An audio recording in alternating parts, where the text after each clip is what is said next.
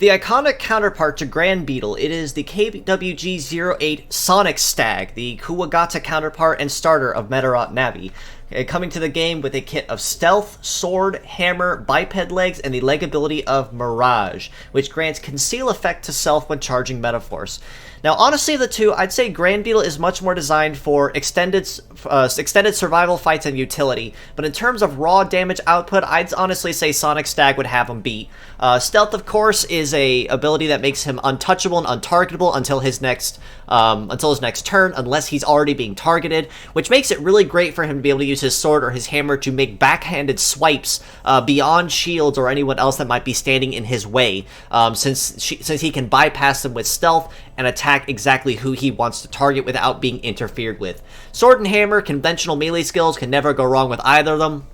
Very solid stats across the board. Just a little bit squishy on those arms, honestly, at about 2750 per part on his arms, but he does make up for it pretty solidly with some pretty decent heat cool, success stat, of course, and the base power, naturally. Of course, pierce damage and AoE on the respective skills. But he honestly does make up for it. He is strong. He is a little stronger than Grand Beetle. He is just a little bit faster on top of that. The Mirage ability is kind of a pain point with him, though, in my opinion, as Conceal, even though it doesn't necessarily conflict, say, with the stealth ability if he is being attacked, it does honestly have a benefit. It is just kind of a weird skill in general.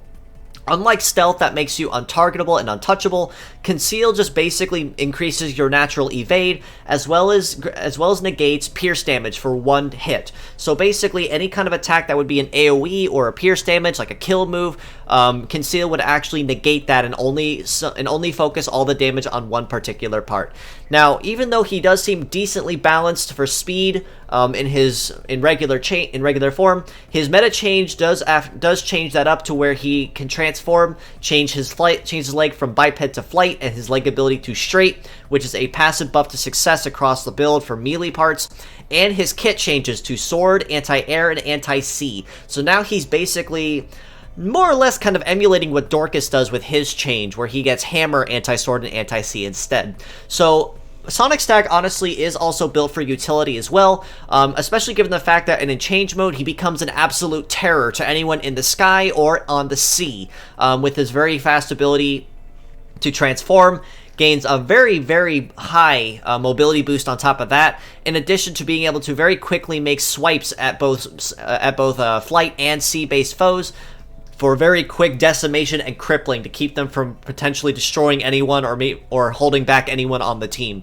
Out of 10, I would honestly rate him as a pure set score, much like I did with Grand Beetle, an 8 out of 10, because much of his utility comes from you using him as a pure set. So you can use him for his speed as a pure set and then transform into flight base if you need to take out anyone that is using flight base legs or sea base legs, and then transform back again anytime that's not particularly necessary.